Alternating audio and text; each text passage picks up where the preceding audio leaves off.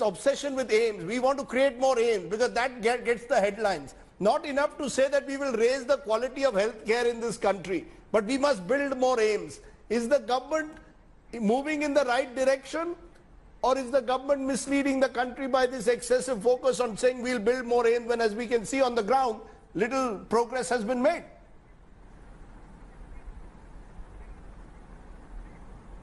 Rajdeep, and agreeing with everything that Shailaja ji just said, if you recall the debates around when these aims were announced a few years back by the current government, this point was made by public health professionals that it was far more important to invest in public health, to invest in upgrading medical colleges, and not go after a project which is a project of 10 or 15 or 20 years. That is the time scale at which it takes to build institutions of the quality of aims. So when Naddaji says, look, this takes time, he is absolutely right.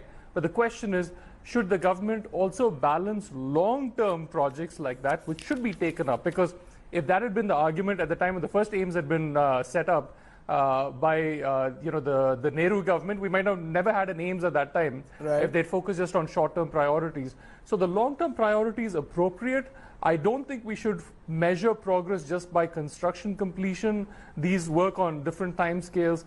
But the question is, what is the overarching story with respect to the government's contribution on health? And are we, the people, in some sense responsible for this sort of misalignment of priorities? Because we are much more attracted to aims in every state rather than demanding better health for all people and right, in a consistent sort of a way. So I think it's a more complex story than just focusing on the aims and the construction, which is a very partial view of the entire thing. And no question, this is a project of 2 decades. It's not a project of 3 years. No, it's a project of